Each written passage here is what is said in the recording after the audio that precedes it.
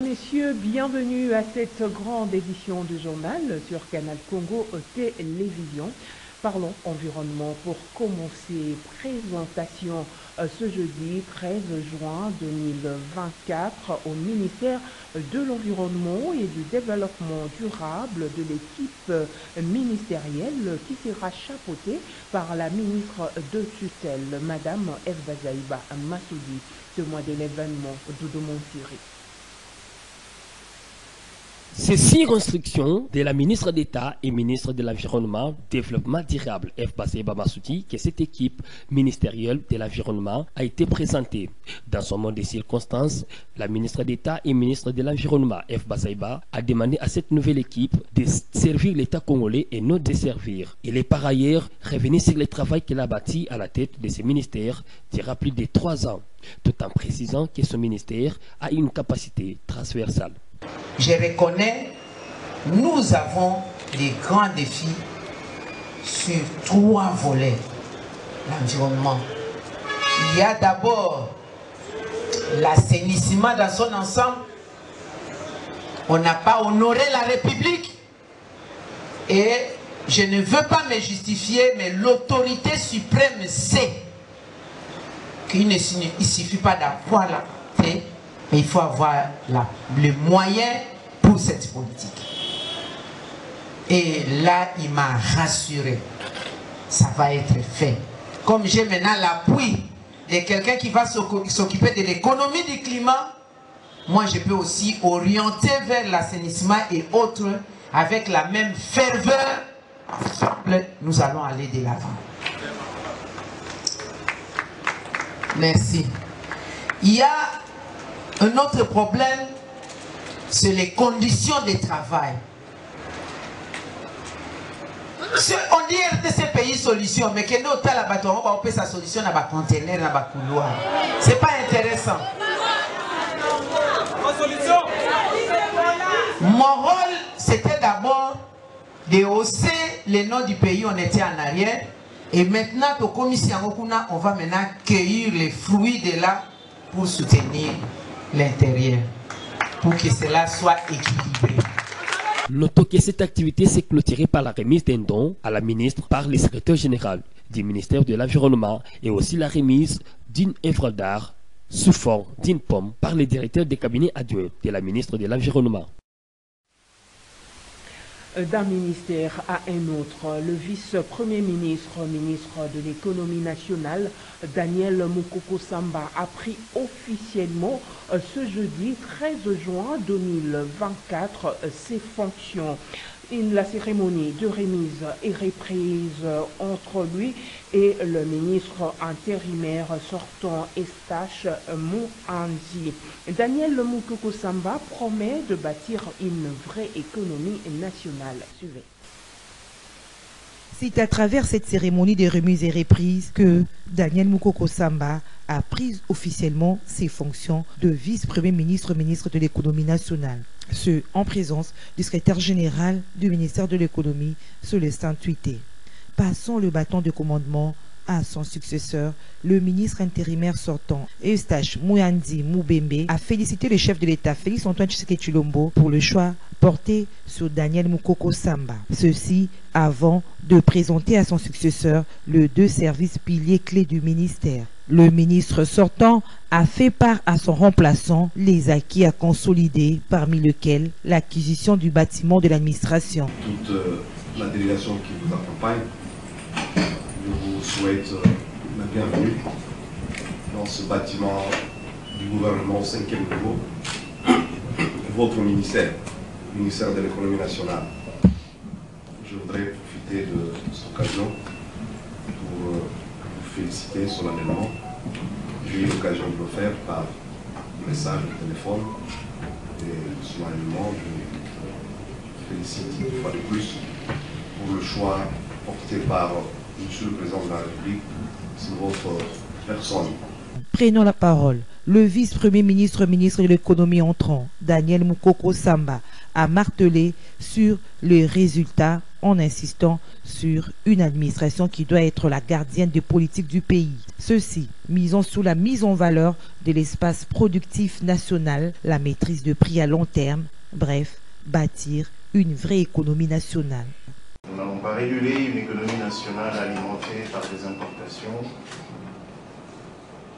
si nous ne mettons pas en place, nous ne bâtissons pas une vraie économie nationale qui permette que le maïs du Sud-Bangui soit consommé dans le Haut-Katanga, que le riz de la Mongala puisse être consommé dans le Sud-Kivu.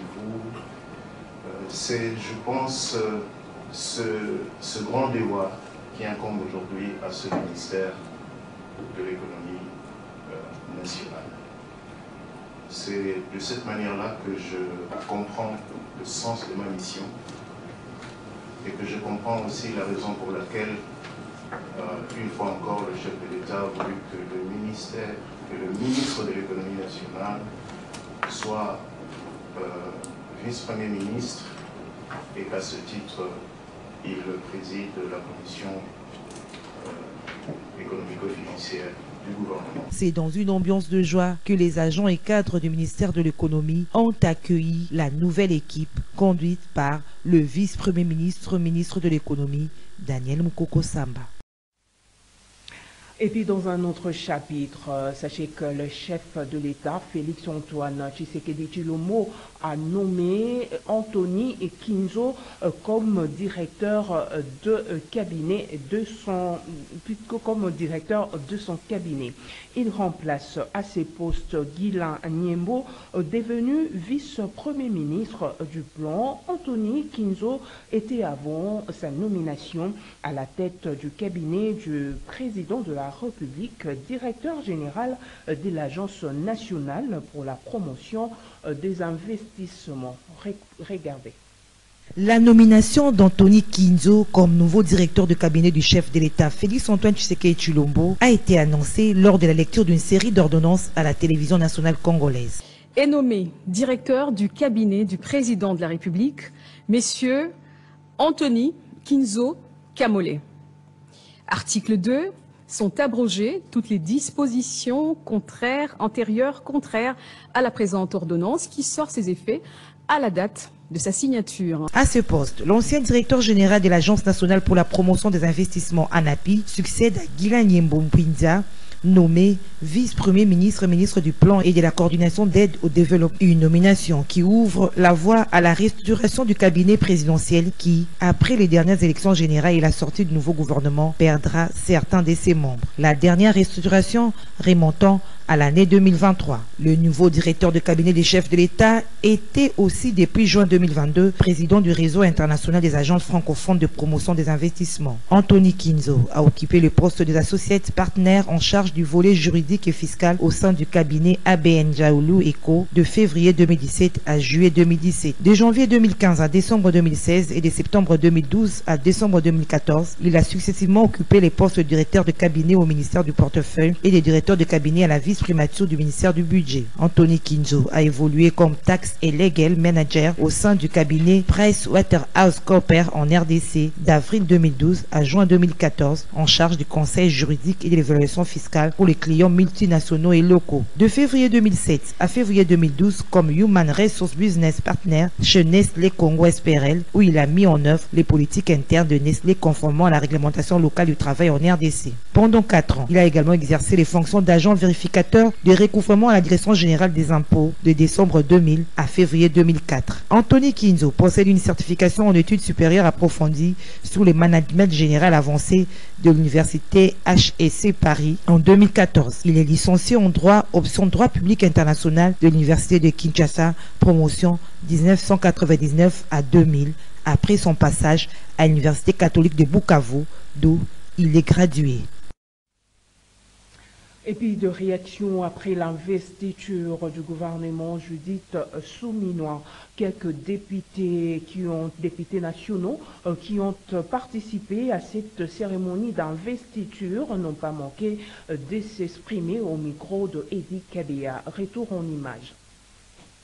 D'abord, ma première impression, c'est que c'est un programme très détaillé qui montre bien qu'il a eu le temps de s'y donner pour bien le préparer. Et cela m'amène à dire que lorsqu'un programme est très détaillé, où on est allé dans les petits points, les sous-points, nous pensons bien que c'est un programme qui peut passer en plébiscite. C'est un programme ambitieux. Il est ambitieux. Et j'ai senti, à travers son intervention, la vision du chef de l'État par rapport à la campagne électorale qu'il a menée. Quand il est arrivé à Gbadolite, chef-lieu de ma province Nord-Oubangui, nous sommes optimistes car nous n'avons qu'un seul gouvernement, c'est le nôtre. Vous savez que le gouvernement est l'émanation de l'Assemblée nationale. Il doit avoir toute notre bénédiction et nous restons vraiment optimistes. Mais il faut savoir que nous ferons notre travail des parlementaires. Le programme que la Première ministre nous a présenté est un programme cohérent et ambitieux. C'est tout à fait normal. La question qui se pose, c'est son financement. Comment trouver de l'argent? Parce que je sais très bien, comme vous savez, moi j'étais aux affaires, je sais ce que c'est. Je pense qu'ils n'auront pas, il ne faut pas dire une tâche facile, mais il faut plus dire qu'ils seront conséquents et il y aura une franche collaboration. Après le débat et délibération, nous pensons que nous allons libérer le gouvernement pour qu'il puisse se mettre au travail. Et pour nous, les parlementaires, nous attendons vous faire le suivi. Placer ce projet d'action gouvernementale sur la base de leur réflexion. C'est-à-dire, ils ont mis ça sous la consolidation des acquis. Alors, quand on parle de consolidation des acquis, il faut avoir ces acquis-là. Et les acquis, c'est le résultat du gouvernement Sama. Le programme de SAM. Et aussi, deuxièmement, le deuxième pilier, c'est les 6 aspects, les 6 points de promesses du président de la République. Maintenant, en faisant ces liens, j'ai remarqué qu'il y avait l'incohérence. Il y avait des programmes qui étaient laissés pour compte. Par exemple, vous vous souvenez, sur la ville de Kinshasa, on avait lancé un programme sur Kinshasa, zéro trou. Mais dans leur programme ici, ils n'ont pas repris cela. Qu'est-ce que ça veut dire? C'est une rupture, ils consolident le fait de compléter les trous parce que les trous ne sont pas finis sur la ville de Kinshasa. Toujours dans ces mêmes chapitres, le député national Francis Chibalabala de l'Union pour la démocratie et le progrès social IDPS appelle l'équipe gouvernementale à l'efficacité afin de répondre aux aspirations profondes de la population. Il est au micro de Edi Kabea. C'est un exercice démocratique et c'est en conformité avec la Constitution de la République. Le gouvernement a été nommé par le chef de l'État, mais avant que ce gouvernement puisse commencer son travail, il devait absolument être investi par l'Assemblée nationale, parce que ce gouvernement est en principe redevable devant et responsable devant l'Assemblée nationale. Et voilà que nous l'avons fait. Nous l'avons fait aussi parce que nous avons besoin que ce gouvernement soit à pied d'œuvre pour rencontrer des attentes de nos populations. Nous qui vivons avec cette population, nous savons dans quelles conditions elle se trouve et la population veut absolument que l'exécutif puisse apporter des solutions efficaces à ces problèmes. Et je crois que cela sera bien entendu au rendez-vous, c'est ça le plus important. Voilà pourquoi nous avons décidé de soutenir ces gouvernements, nous l'avons investi. Et aussi nous avons formulé des recommandations, nous avons fait des propositions à ces gouvernements pour qu'ils puissent bonifier son action au profit de nos populations. Je crois que les 6 piliers qui constituent le socle du programme gouvernemental ont rencontré pratiquement les attentes de nos populations. tout y est contenu. Et je crois que c'est ça le plus important. Mais seulement nous sommes vigilants, nous sommes debout pour veiller à ce que son exécution ne souffre pas.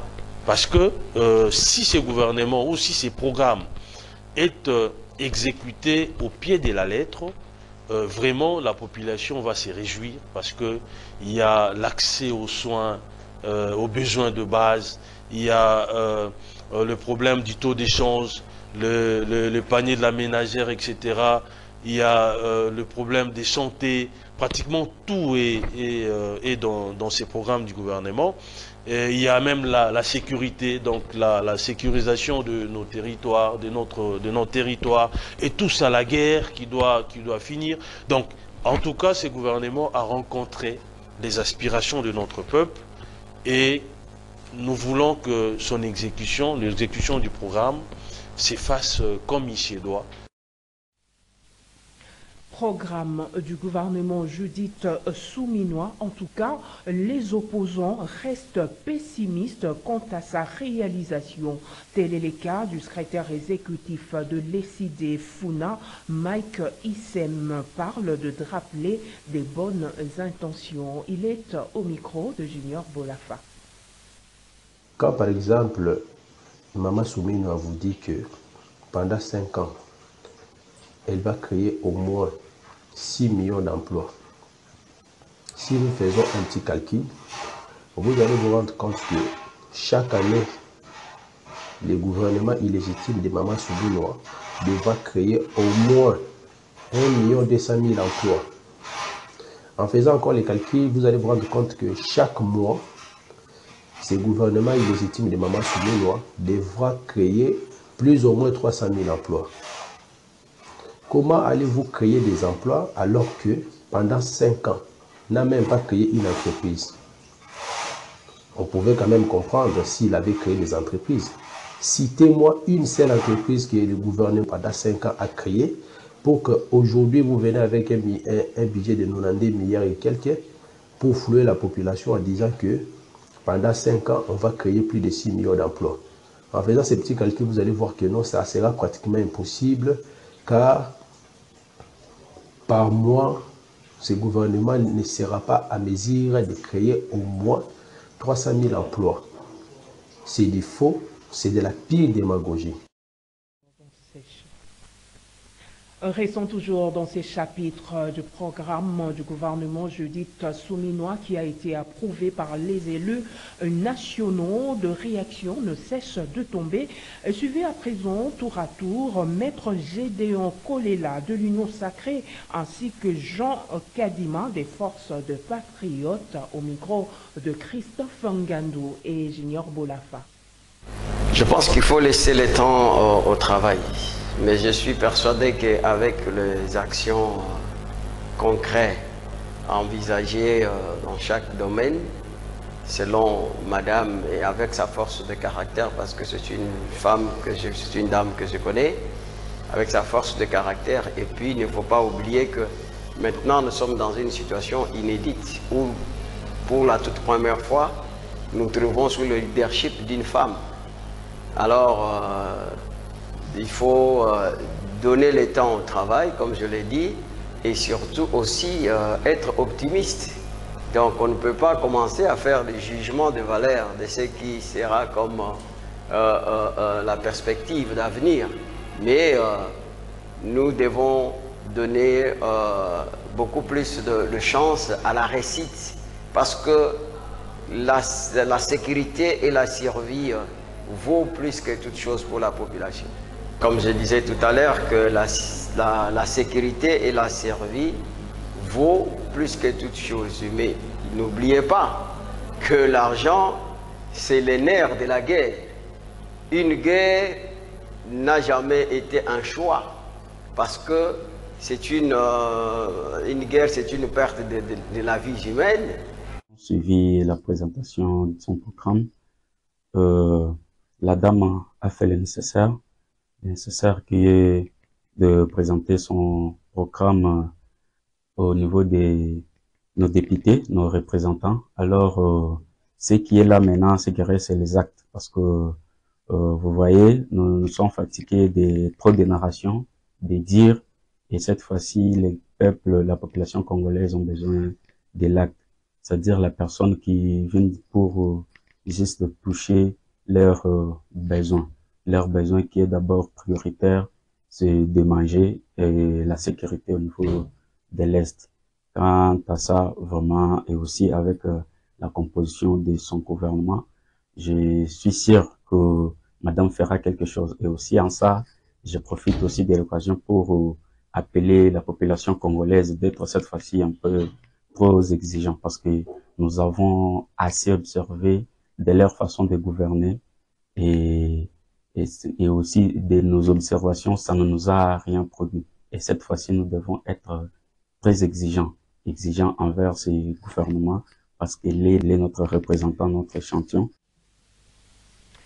Cela fait exactement 10 ans, jour pour jour, depuis que la cité frontalière de Bunagana est sous occupation de rebelles du M23 sous couvert de Rwanda. La prise de Bunagana s'était déroulée dans la nuit du 12 au 13 juin 2022. Suivez. 13 juin 2022, 13 juin 2024, cela fait 10 ans jour pour jour depuis que la cité frontalière Bunagana, à près de 100 km de Goma, dans le groupement de Djomba, territoire de Rutshuru, dans la province du Nord Kivu, est sous occupation de rebelles du M23, soutenus par le Rwanda. Depuis, les activités douanières sur place sont contrôlées par la rébellion, d'où l'interdiction par les autorités provinciales du Nord Kivu, les transits de marchandises par ces postes douaniers, impactant ainsi l'économie nationale. La prise de Bunagana, il faut le rappeler, s'est déroulée dans la nuit du 12 au 13 juin 2024, marquée par les combats intenses entre le rebelle du M23 et les FARDC. Cependant, les M23 étaient censés se retirer de zones occupées depuis mars de l'année dernière. Jusqu'alors, EAC, MONUSCO, SADC n'ont pas encore réussi à les déloger de Bunagana. Face à cette guerre qui dure depuis 30 ans et à cette occupation de Bunagana, la nouvelle première ministre, lors de la cérémonie de remise et reprise, indiquait, je cite, « Nous prendrons nos responsabilités pour mettre fin à cette guerre. » Nous ne pouvons pas accepter et continuer à accepter ce qui se passe à l'Est avec cette agression du Rwanda à travers le M23. Et comme je l'ai dit et réaffirmé, nous prendrons nos responsabilités pour que cette guerre qui dure depuis 30 ans, pour qu'on en finisse.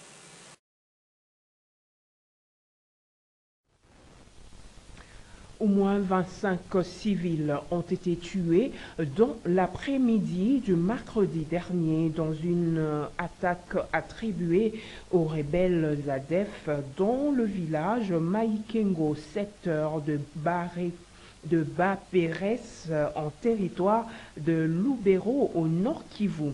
L'administrateur du territoire de Lubero, le colonel Alain Kiwewa, qui confirme l'information, annonce le renforcement des éléments FARDC dans la région. Suivez-le au micro de notre correspondant Joël Kamabou.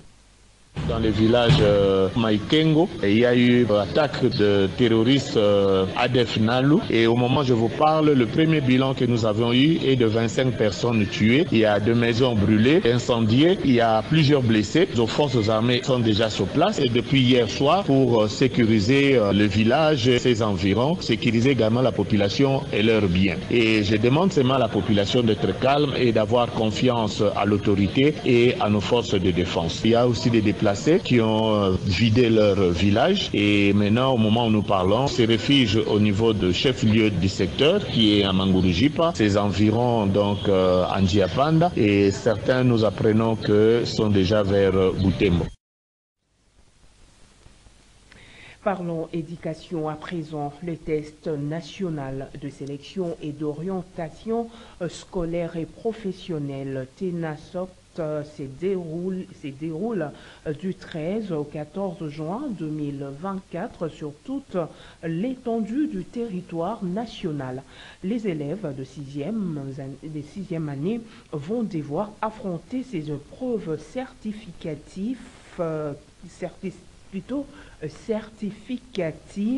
qui leur permet la porte aux humanités. Quelques élèves se sont exprimés au micro de votre rédaction. Du 13 au 14 juin 2024, les élèves de la 8e de l'enseignement de base passent le test national des sélections et d'orientation scolaire et professionnelle, le TENA-SOSP, cette épreuve certificative qui leur ouvre la porte aux humanités. Moi, je pense que c'est bien. C'est un test que tout le monde peut faire parce que comme nous sommes à 8e, on passe l'humanité, on a quitté le secondaire. Ça, je suis tellement contente de tout ça. Je ne sais pas quel examen on aura. J'ai bien préparé pour la TENA-SOS parce que je ne pas gêner aussi. J'ai bien préparé. Notez que les meilleurs élèves seront sélectionnés et orientés vers les humanités. On parle société à présent. La sécurité bat son plein ces derniers temps dans les communes de Bumbu et Selembao où les criminels visitent les maisons d'habitation de paisibles citoyens à leur extorquant de biens de valeur. C'est le cas de cette famille habitant sur l'avenue Mabeka dans la commune de Bumbu et qui a été victime de cet acte barbare. Suivez.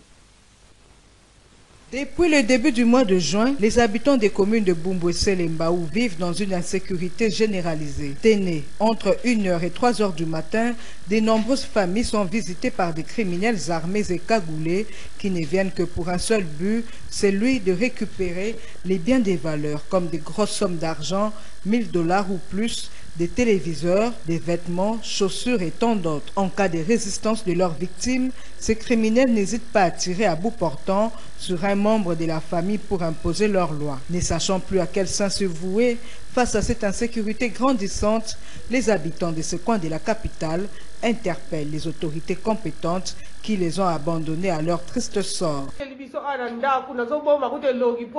kokotela batu kokanela batu yango nazoboma kuta elongi bayibi biso bambongo awa bakabelo bamapapa batelefone biloko nyonso awa toza na komi na Bumbu na baba Mabeka quartier Mbandaka insécurité tolalaka su te so tokomi kaka 2h 3h biso vade moyen te koyiba biso donc moyen te toza basoda bayaki awa na minduki babomi bilongi mbongo nyonso ekei mbongo nyonso ekei nete tokosuka wapi nzambe toyei kosala kaka makambo eleki na veni na biso Mabeka awa insécurité ekomi makasi na Mabeka toyoki kaka sango ke bakriminele yango babandai na zongo apres baye kosukisa awa na Mabeka basusaki na biso ya pembeni awa bao bakangaka kaka bacouple bakangaka kaka bakuluna me patrouille ezalaka te fo patrouille ezalaka na mutu wana bato balali policier musala ne pas asalaka patrouille me na kama sikoyo biso lelo na Congo oyo basusi ete koma policier osala patrouille naki moyibi. Il faut espérer que les responsables de la police nationale congolaise vont entendre les cris de détresse de la population de Bumbu et Selembao afin que les agents de l'ordre soient déployés en permanence pour rétablir la quiétude dans ces deux communes de la ville-province de Kinshasa. Toujours dans le même registre, plusieurs maisons d'habitation au quartier Mombele, dans la commune de Limete, plus précisément sur l'avenue Mukiko, ont été également visitées et saccagées la nuit du mercredi 12 juin 2024 par les jeunes délinquants communément appelés Kuluna. Christophe Ngando. L'insécurité bat son plein dans les différents quartiers de la ville-province de Kinshasa. D'une part, ce sont les bandits à main armée et d'autre part, ce sont les jeunes délinquants appelés communément Kuluna. C'est le cas ici du quartier Mombele dans la commune de Limité, plus précisément sur l'avenue Mukoko, où les jeunes délinquants ont opéré sans être inquiétés en saccageant et en pillant plusieurs maisons dans la nuit du mercredi 12 au jeudi 13 juin 2024. Et quelques victimes trouvées sur place ont condamné avec la dernière énergie ces actes de banditisme causés selon les victimes par les conflits des deux groupes opposés dans ces quartiers.